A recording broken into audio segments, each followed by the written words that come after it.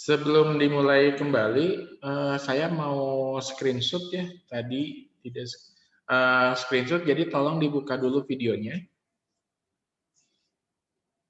Silakan dibuka dulu videonya.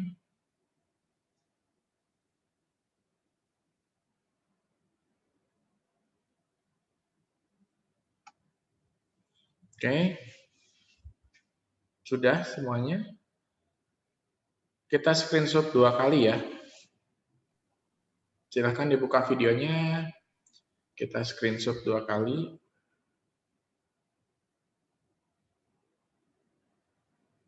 Oke, dalam hitungan ketiga ya, kita screenshot 2 kali. 1, 2, 3. Oke, 1 kali lagi. Sebentar.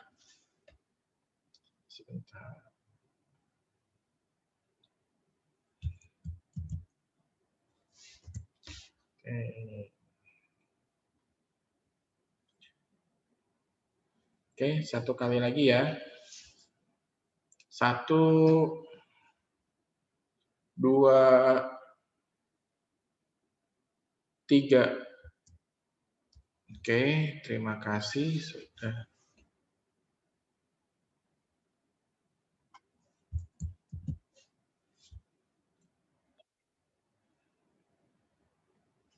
Oke, kita lanjutkan pertemuan kita. Bagi yang belum absen, silakan absen kembali di kolom chat gitu ya. Kita akan lanjutkan ke pertemuan kelima gitu ya. Hari ini kita akan membahas, saya share dulu screen-nya.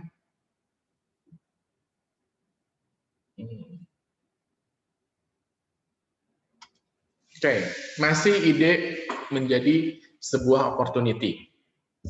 Gitu ya. Nah, tapi di sini yang akan saya bahas adalah bagaimana mengidentifikasi dan menganalisis opportunity ataupun peluang baik itu secara domestik ataupun internasional. Tapi kita akan membahas lebih banyak ke arah domestik nanti ya.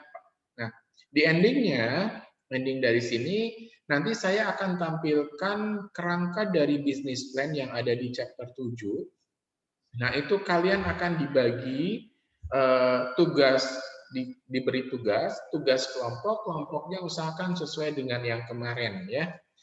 Kelompoknya sesuaikan dengan kelompok kemarin karena nanti saya akan memberikan nilai kelompok. Oke, sebelum ke tugas, kita bahas dulu yang ini. Nah, jadi tadi kita sudah membahas nih mengenai ide bisnis nih, peluangnya, cara mengenerate idenya, dan termasuk creative problem solving-nya. Selanjutnya, kita juga akan mengidentifikasi peluang dan analisisnya, apakah kita bisa masuk atau tidak terhadap peluang tersebut. Ini pada bisa masukkan ya. Nah, biasanya seorang entrepreneur itu dia mengalami kesulitan nih untuk memanage dan juga mengekspand atau mengembangkan gitu ya perusahaan yang sudah dia buat. Jadi anggapannya kita sudah punya ide nih, kita akan meng-create sebuah perusahaan dan mengekspandnya atau mengembangkannya. Nah, untuk mengembangkannya tersebut, seorang entrepreneur itu butuh satu di sini, mengidentifikasi peluang, identify opportunities, baik itu secara domestik maupun internasional kalau ingin ekspansinya ke luar negeri. Yang kedua, mendevelop nih, bagaimana mendevelop different management skill, artinya bagaimana dia memanage, dia punya karyawan yang skillnya berbeda-beda. Terus infuse new entrepreneurial spirit atau intrapreneurship-nya. Ya, kemarin kita sudah tahu apa itu intrapreneurship atau corporate entrepreneurship. Masih banyak yang salah di tugas. Gitu ya.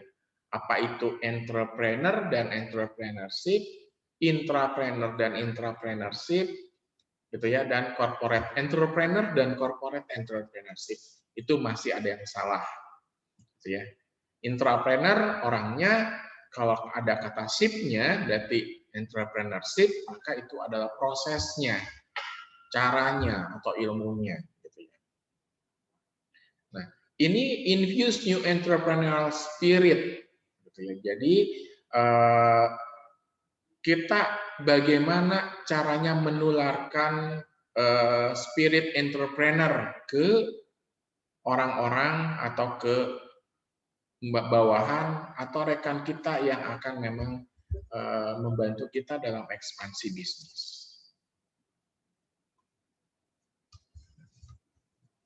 Ada beberapa faktor yang ketika kita pengen, wah ekspansinya pengen internasional nih, pengembangannya internasional.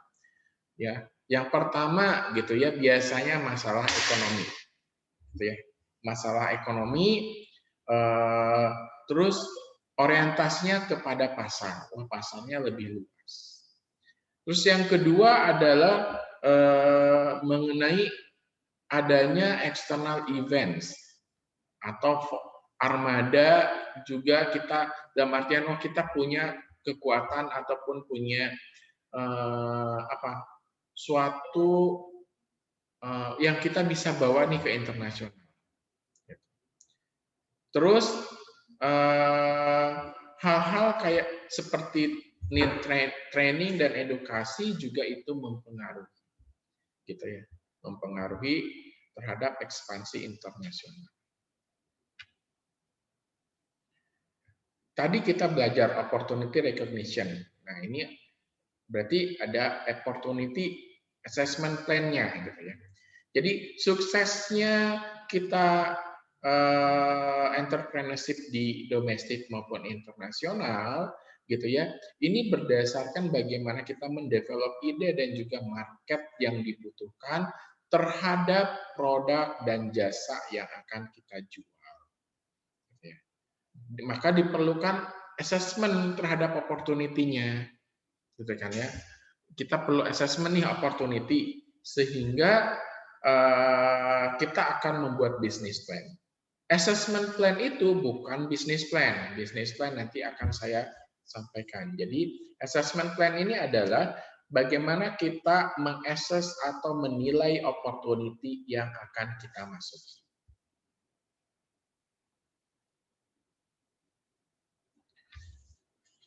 Assessment plan bukan bisnis plan ya. Assessment plan atau cara menilai opportunity yang akan kita masuki itu ada 4 section, gitu ya. Yang pertama itu tahap pertama adalah mendevelop ide. Tadi gitu ya, develop ide itu dari mulai sumber idenya, generate ide sampai keluar problem solvingnya.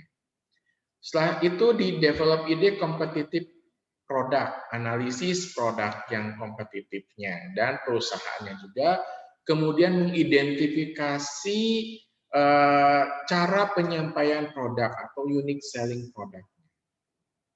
That's tahap pertama atau first section. Tahap kedua itu dengan dilihat dari atau fokus kepada marketnya. Fokus kepada market, baik itu ukuran pasarnya, tren yang ada, tadi tren misalkan yang sedang viral apa, karakteristik dan juga pertumbuhan. Yang ketiga, fokus kepada entrepreneurs dan manajemen tim skill-nya dan juga experience-nya. Jadi pertama ide, analisis kompetitif dan lain-lain tadi, yang kedua ke marketnya, yang ketiga skill dan experience di entrepreneur sama timnya. Ini yang harus diakses, gitu ya, harus dinilai. Dan yang terakhir itu adalah timeline-nya, gitu ya, untuk kita mulai launch new venture. Nah itu ada 4 section yang bisa dilakukan dalam mengakses opportunity. Biasanya eh, sumber informasi itu kita bisa dapatkan dari luar. Ini adalah contoh-contohnya saja. General information itu mengenai nih, misalkan non-profit organization atau free online person, kita bisa buka link score di SBDC, Small Business Development Center. Ini di sini ada counseling training. Terus macam-macam nih, US Chamber ini bagian di US, di Indonesia bisa buka di Forex ataupun misalkan buka di apa namanya tuh, di Sperinda gitu ya, atau di SUUP. Nah itu juga apa namanya tuh, mengenai di Jabar Kreatif. Nah ini sampel-sampel saja, informasi ini bisa diperoleh. Artinya kita mencari googling informasi. Terus itu secara general. Nah, sekarang dari industri dan marketnya, misalkan kita juga, ini sampel ya, Plunket itu mengenai data, market research, dan lain sebagainya. Artinya kita juga bisa cari secara online, industri dan marketnya. Jadi bisa di library, ataupun misalkan dari situs-situs pemerintah juga bisa. Terus competitive company dan product information gitu ya. Nah, ini juga sama kita cari. Jadi kalian cukup lihat, oh berarti kita harus cari secara general informasinya, terus berdasarkan industri dan marketnya, berdasarkan competitive company dan produknya gitu ya. Ini bisa cari kalian juga, dan kita bisa nyarinya itu di situs-situs pemerintahan. Gitu ya. Nah, selain itu kita juga bisa memanfaatkan search engine, gitu ya. Search engine saat ini yang terkenal adalah Google, ya. Jadi banyak nih, kita tinggal masukin keywordnya, gitu ya. Kita bisa cari mengenai industrinya, marketnya, atau apapun. Terus dari trade association, artinya misalkan dari Kadin nih, gitu ya. Trade publication, gitu ya. Jadi dari kumpulan-kumpulan perusahaan atau asosiasi, gitu ya. Ini kita lewat. Di sini biasanya gitu ya, bisnis internasional itu dia akan meningkat kalau misalkan memang sangat ditentukan dari firm of all sizes-nya. Jadi maksudnya si nilai ukuran dari usahanya. Jadi di sini seorang entrepreneur itu dia harus ngerti banget, harus sangat mengerti bagaimana ukuran sebuah bisnis agar dia bisa masuk di kawasan domestik ataupun internasional. Dari situ dia akan baru bisa merespon, wah bahasanya harus going to global atau going global. Nah, kalau misalkan kita lihat nih, gitu ya, internasional versus domestik, dari sisi ekonomi gitu ya, domestic business strategy itu dia memang otomatis karena kan currency-nya sama ya kalau domestik. Tapi kalau yang multi country atau internasional ini ada beberapa yang harus diperhatikan. Yang pertama, keadaan ekonomi atau level ekonomi dari negara tersebut. Currency-nya atau mata uangnya. Terus dari sisi peraturan pemerintahannya. Terus segala sesuatu yang menunjang bisnis di negara tersebut. Banking, perusahaan, sistem marketingnya, sistem distribusinya. Nah ini yang harus diperhatikan secara ekonomi ketika kita ingin bermain di domestik ataupun internasional. Terus dari stage economic development-nya, gitu ya. Ini dia juga kita harus melihat nih infrastrukturnya, fasilitas perbankannya seperti apa, educational system, legal systemnya, dan etika bisnis yang berlaku di negara tersebut. gitu ya. Terus dari sisi juga account gitu ya, sistem payment-nya bagaimana gitu ya, valuation-nya atau currency-nya bagaimana. Nah, itu juga akan sangat berefek kepada apakah kita akan membuka internasional ataupun domestik. Sistem yang ada di sana gitu ya. Jadi apakah kita mendukung nih gitu ya terhadap apakah kita akan membuka secara internasional maupun domestik tadi. Terus tadi secara politik gitu ya, secara politik ini juga sangat mempengaruhi bagaimana nanti ada resiko ketika kita beroperasi, transfer, kepemilikannya juga termasuk konflik dan cara menyelesaikan masalah di negara tersebut. Gitu ya.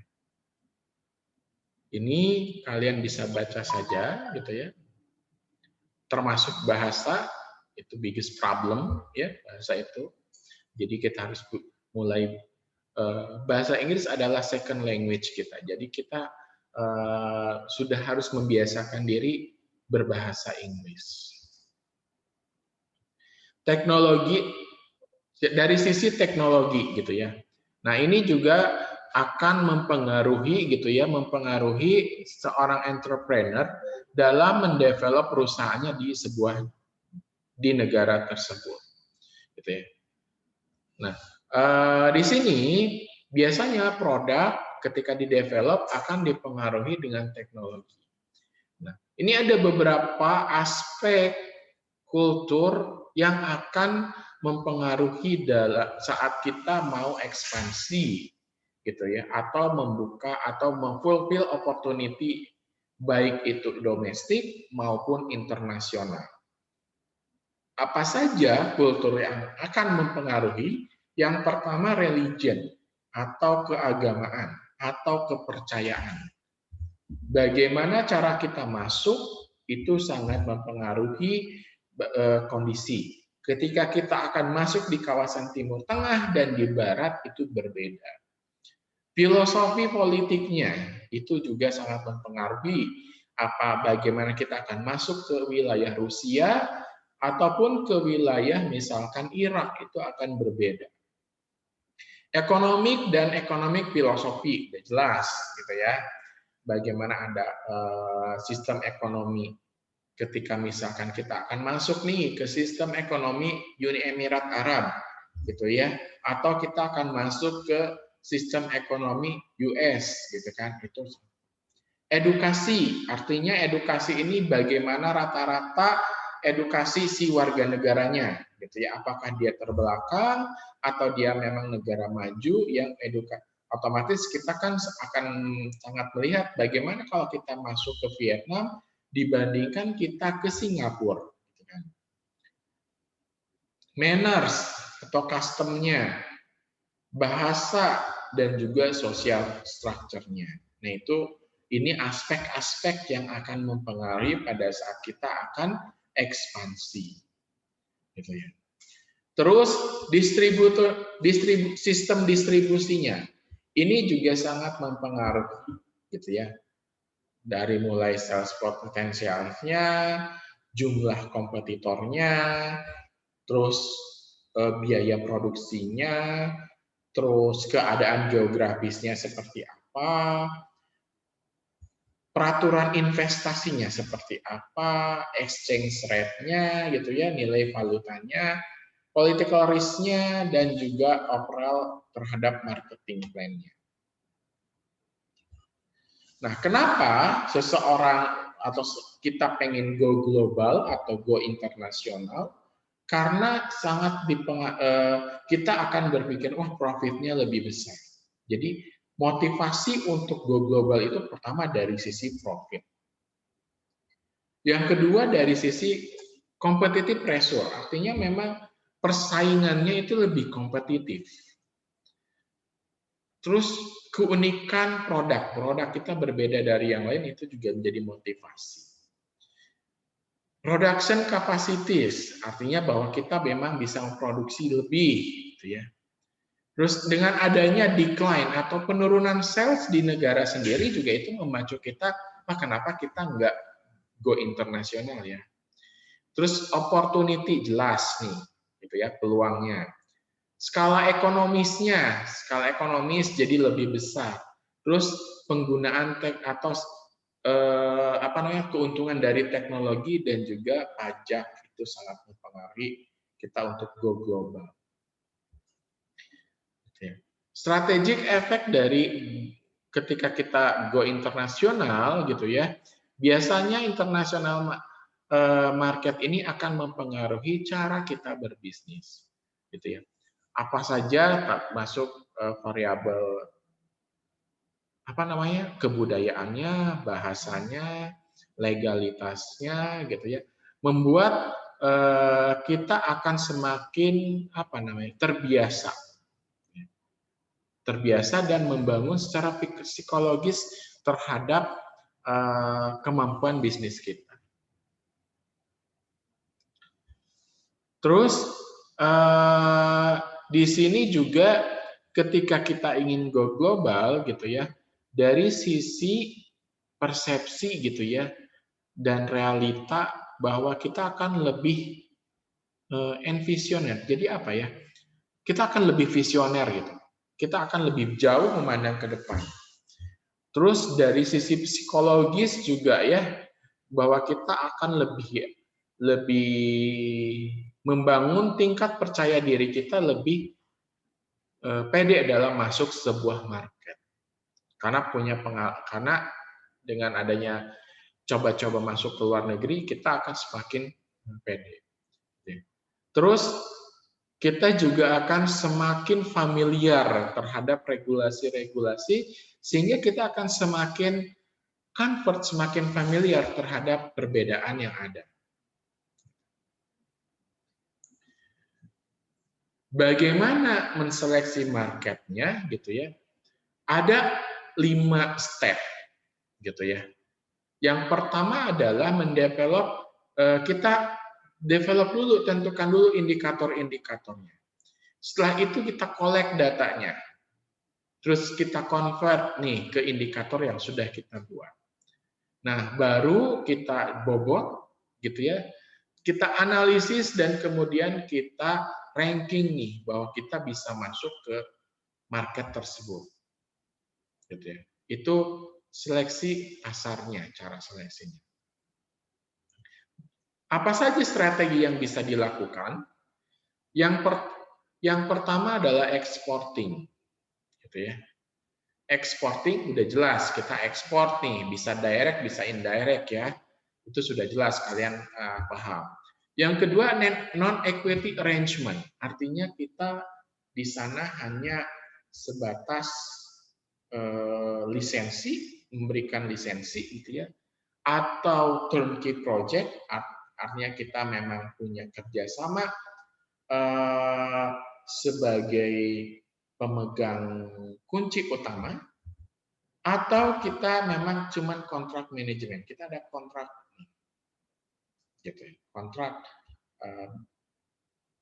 Terus strateginya bisa direct foreign investment, gitu ya.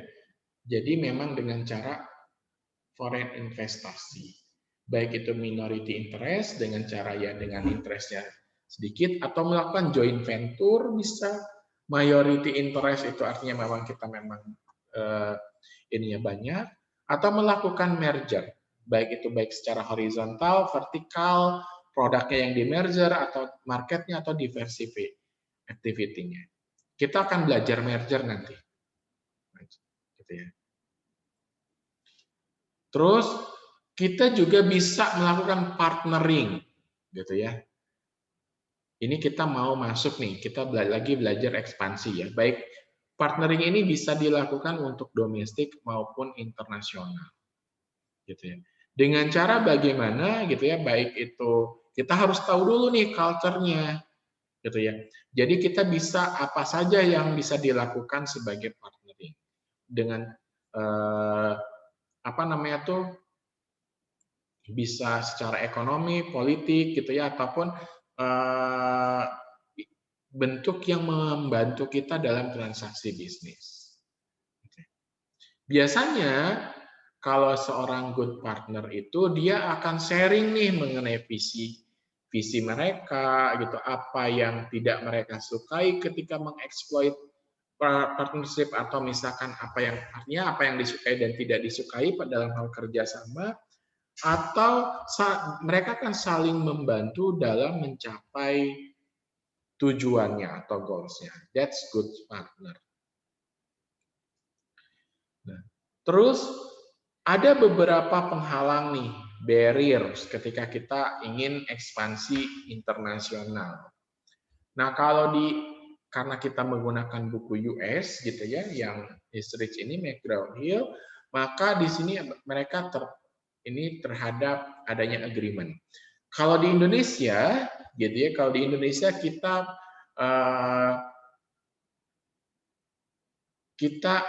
apa namanya itu, ada beberapa aturan memang yang ketika kita akan masuk keluar. Artinya ada polisi, ada regulasi yang harus kita patuhi sehingga itu bisa menjadi barrier atau penghalang. Ya. Terus ini hanya sebatas increasing potential attitude gitu ya, artinya attitude perusahaan kita bagaimana ketika keluar, sama ada blocks and free trade area-nya. Kita sudah kenal nih ada free trade area gitu ya, kalau MEA sekarang itu gitu ya. Terus apa namanya tuh, European Community gitu ya. Nah, itu juga menjadi sebuah bisa menjadi barrier kita untuk masuk ataupun menjadi keleluasaan kita untuk masuk. Bagaimana strateginya gitu ya?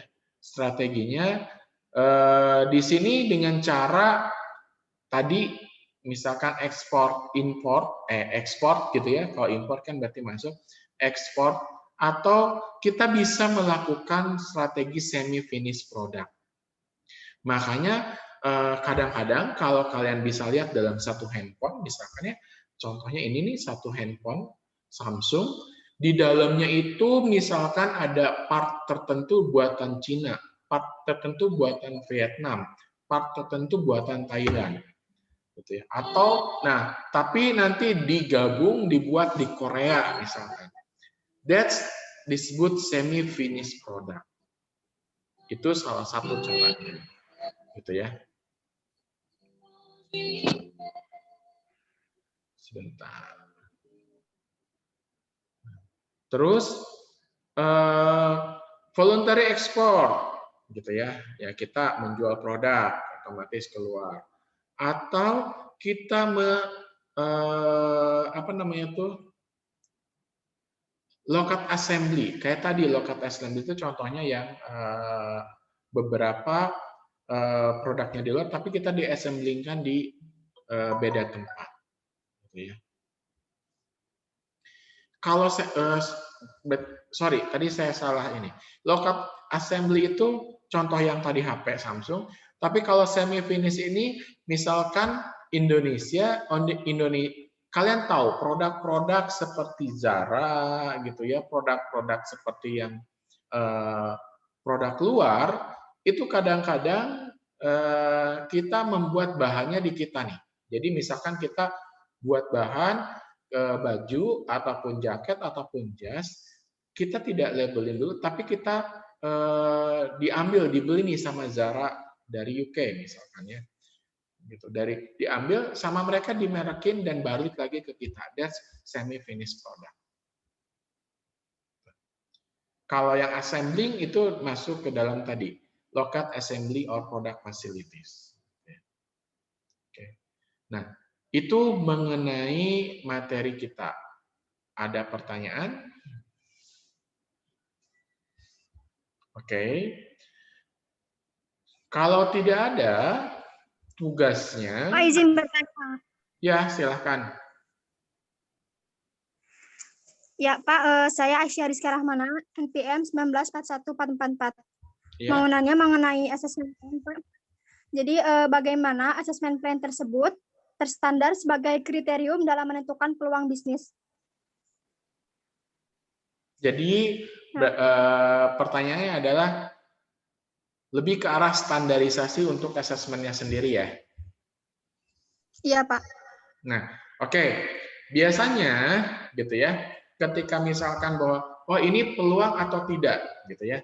Nah, itu di standar itu kita konsultasikan biasanya, atau kalian lihat, kalian punya list gitu ya. Karena kalau misalkan untuk gini, untuk kita pertama masuk seorang entrepreneur itu akan kesulitan menentukan standar. Tapi kalau misalkan kita sudah punya perusahaan, kita sudah punya standar-standar, gitu ya biasanya. Nah, yang jadi pertanyaan itu biasanya pada saat memang ketika kita menentukan standar, apakah peluang ini cocok atau tidak. Oke, ini akan balik lagi ke materi sebelumnya. Sebentar ya. Yang pertama, kalian sambil bisa lihat gambar sebelumnya. Yang pertama, ketika kita akan memasuki sebuah opportunity itu bagus atau tidak, atau kita bisa fulfill atau tidak, yang pertama kita lihat adalah dari sisi pengetahuan kitanya.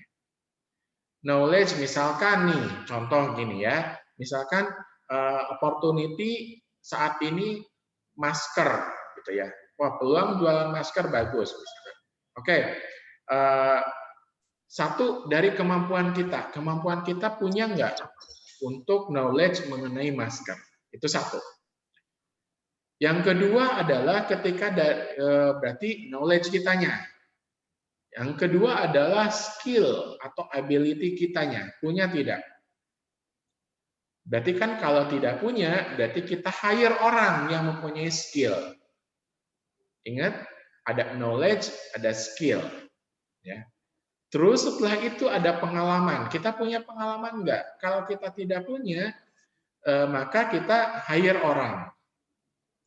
Dan yang selanjutnya kita punya pengalaman entrepreneur tidak, atau manajemennya tidak. Kalau tidak punya, maka kita harus belajar, masuk ke knowledge. Nah, itu semua itu adalah dari internal kita ketika kita akan masuk ke sebuah pasar. Ya, itu satu, bagian pertama. Bagian kedua, standar yang harus dilihat adalah standar opportunity-nya. Opportunity masker ini akan bertahan berapa lama? Unpredictable, misalkan dalam waktu berapa tahun. That's berarti itu bisa jadi long term business. Oke. Yang kedua, dari sisi teknologinya. Teknologinya ini bisa nggak ya kita menggunakan teknologi yang sekarang? Atau bisa diadap nggak teknologi untuk pembuatan masker? Kalau bisa, berarti checklist. Itu masuk ke standar. Yang ketiga, kalau misalkan masker ini sudah tidak ada regulasi, apakah masih bisa berlaku atau bisa diimprove nggak produknya? Gitu. Produknya bisa diimprove ke tempat lain nggak? Oke, berarti ada improve produknya, itu yang harus di-checklist sebagai standar. Dari sisi pangsa pasarnya berarti kita harus riset nih penggunanya berapa banyak gitu ya. Baik ini masker atau kamu misalkan mau produk lain. Penggunanya berapa banyak? Ternyata banyak gitu ya. Maka itu checklist mengenai size marketnya. Terus selanjutnya dari setelah pengguna, tadi kan ada long term business nih. Si produk ini bisa diimprove nggak nanti next-nya? Akan bisa dilanjutkan terus-menerus nggak? Dengan kondisi misalkan, pandemik habis, ternyata kita bisa nanti untuk buat masker, atau misalkan kita akan bikin maskernya yang buat medis misalkan. Jadi, standar-standar itu memang yang nanti dikorelasikan, dan standar itu dibuat bisa berdasar dengan cara, kalau misalkan saya tidak terpikiran Pak, standar ini bisa dibuat dengan cara generating ide tadi. Berarti idenya dibuat bagaimana ya, kita akan menentukan standar. Nah, itu bisa dilakukan dengan generating ide tadi, melalui brainstorming, melalui termasuk creative problem solving.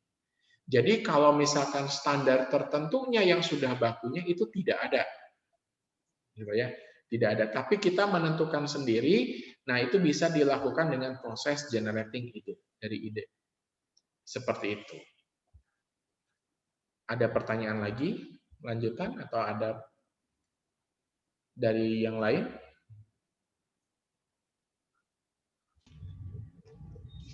Oke. Kalau tidak ada, ini Pak, kenapa?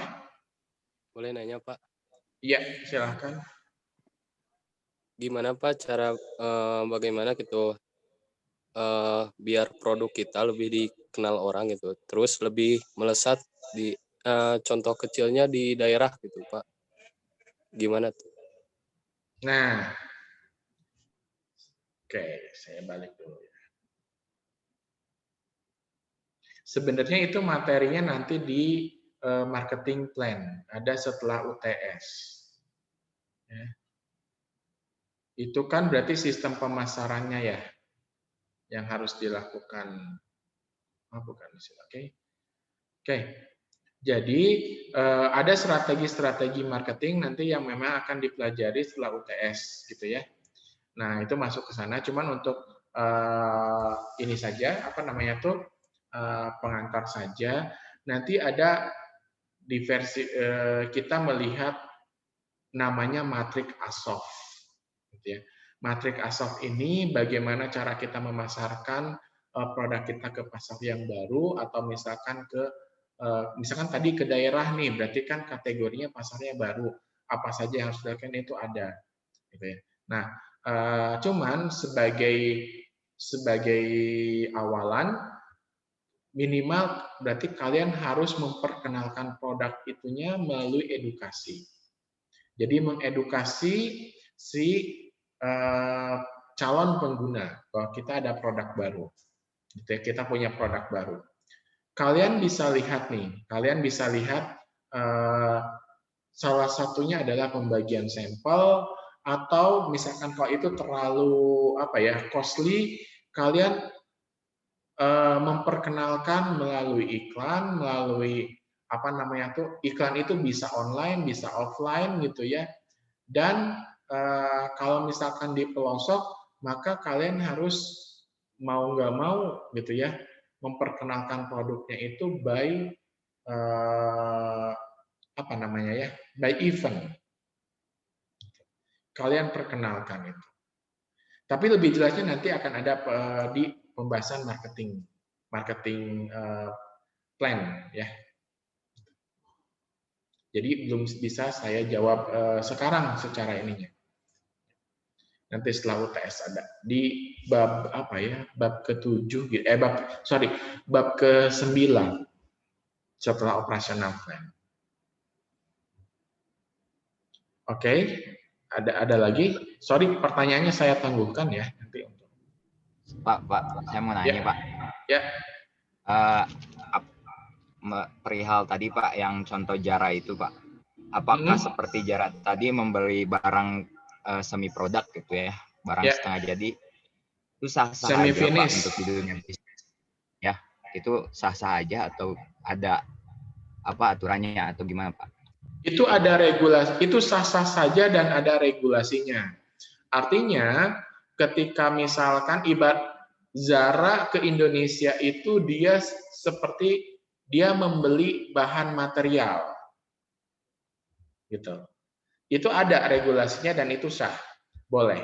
Jadi kalau kamu misalkan gini, saya ingin membuat sebuah produk, gitu. Jadi, tapi bahan materialnya itu ada di luar negeri. Nah, kamu mengimpor bahan materialnya itu ke sini dan kamu jual lagi ke sana, atau jual lagi di sini. Walaupun, maaf, di sininya kamu hanya menambahkan label. Bukan menambahkan, tapi mencantumkan label. Nah, syaratnya ketika kita mau mengekspor baju, walaupun baju itu sudah berubah menjadi jas, gitu ya, syaratnya itu tidak boleh ada label kita di sana. Jadi dianggapnya itu bahan material setengah jadi. Walaupun nanti ketika contoh ya, kalau kalian beli Zara, beli apa, itu produknya sudah jadi di kitanya. Jadi ke sana, dia ke luar negeri, dia di sana hanya ditambahkan label saja. Gitu. Walaupun sebelum itu mereka punya standar ini QC-nya. Jadi ada kemungkinan ternyata beberapa baju, beberapa bahan yang dikembalikan lagi yang nanti dijual di sini sebagai apa namanya sisa ekspor lah atau yang memang apa itu. Nah itu. Tapi untuk beberapa kasus perusahaan internasional itu ada yang memang tidak boleh dijual. Artinya ketika misalkan si Zara ini mereject beberapa baju, nah si baju ini dikembalikan dan harus dibakar, gitu. Seperti itu sih. Ya, untuk penambahan label kayak made in, Pak, kan itu kalau dipikir sama orang awam ya sangat dirugikan ya, Pak. Ya. Untuk made in mengatasnamakan negaranya itu gimana, Pak? Kan dibuatnya dari Indonesia misalkan. Itu sah? Ya, diperbolehkan. Diperbolehkan. Pak. Diperbolehkan. Jadi itu memang sudah ada peraturannya walaupun memang sangat merugikan ya. Sangat merugikan. Nah, cuman itu diperbolehkan memang sesuai dengan peraturan. Jadi untuk beberapa bahan nih, misalkan ya, misalkan contoh untuk baju yang dia akan menjadi satu kesatuan, gitu ya. Itu diperbolehkan, maka made in-nya akan menjadi made in-nya di si UK misalkan ya, made in-nya dari Inggris. Itu diperbolehkan. Makanya tadi saya bilang bahwa masuk di sini dia nggak boleh ada label ketika ekspornya. Gitu. Itu boleh. Tapi kalau untuk kasus handphone, ya ini kan assembly, ya assembly artinya ada beberapa part di dalamnya yang memang itu ada made in dari berbagai negara. Itu diperbolehkan. Makanya nanti boleh nih bahwa baterainya made in Thailand, ada yang made in China, assembly-nya Korea, gitu. Itu boleh. Seperti itu. Jadi ada beberapa barang yang memang ketika baterainya dibuat di Vietnam, terus bagian kameranya di mana, ini di mana, assembly nanti disebutnya, manufakturernya Korea gitu misalkan. Nah itu juga. Jadi memang beda nanti kan kalau misalkan handphone ini made in China, gitu kan? Made in China gitu. Jadi memang beberapa komponen yang memang masif, yang banyak itu made in China. Terus manufakturernya di Thailand misalkan. Terus ada nanti baterainya di dalamnya made in mana gitu. Nah, itu boleh. Nanti izinnya beda, izin setiap perusahaannya itu. Wah, dia boleh untuk assembly, untuk manufaktur, untuk apa itu boleh. Gitu. Itu biasanya untuk barang-barang elektronik, laptop dan lain sebagainya. Contohnya adalah mobil. Kan kita nggak mungkin ngirim mobil dari luar langsung apa namanya itu berupa mobil. Biasanya kan ada cuman part-partnya doang, baru di-assembly di Indonesia. Gitu lisensinya.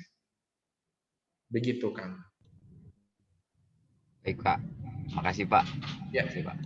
Oke. Ada lagi? Nah, bila tidak ada, berarti ini tugas kelompok. Ya, kelompoknya sama dengan yang kemarin. Kalau yang belum punya kelompok, silahkan cari di grup nih temennya yang belum punya kelompok atau yang kelompoknya belum full. Maksimal satu kelompok itu 6 orang. Kalau bisa minimal juga cuma 4 orang atau 5 orang. Itu ya. maksimal 6. Jadi kalau yang masih 3 silahkan cari, atau yang belum punya silahkan tanya ke temennya, aktif gitu ya. Kalau yang merasa belum punya silahkan aktif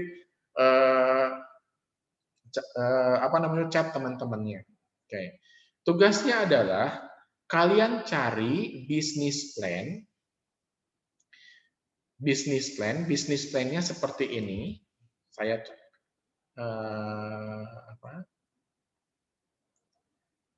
saya share bisnis plan. Oke, ini ya. Nah, kalian cari bisnis plan. Ini ada contohnya ada di LMS, gitu ya. Di buku juga ada. Ini ada beberapa part dari 1 sampai ke 11.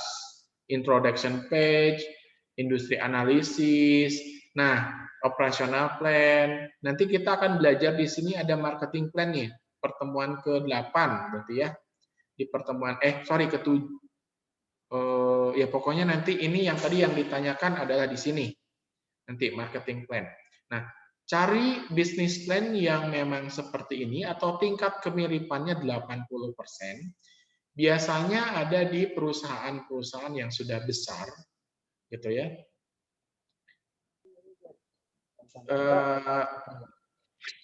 Lebih jelasnya nanti bisa dilihat di LMS bisnis plan-nya, gitu. Jadi juga apa?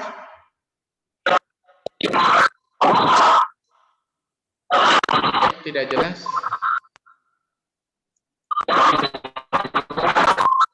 Oke.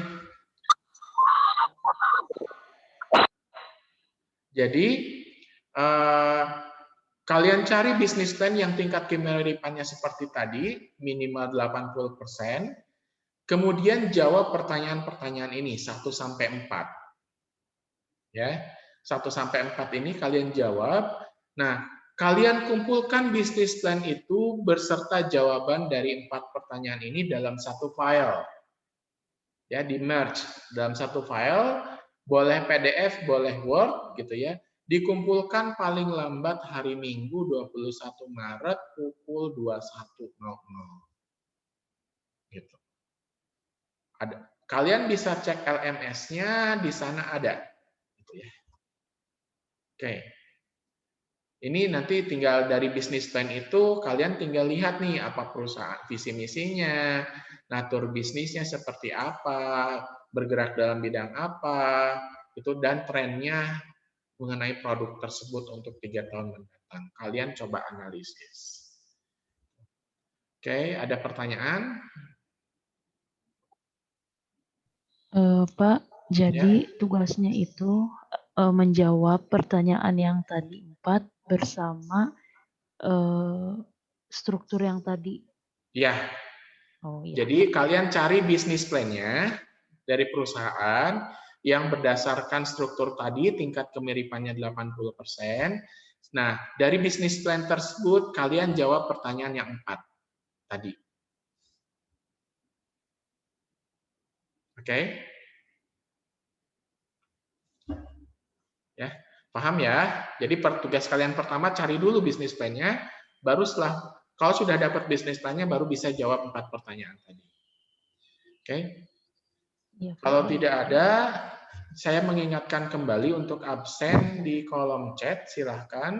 Dan kita akan sekali lagi screen capture ya. Nah, kali ini 3 kali. Jadi tolong dibuka videonya.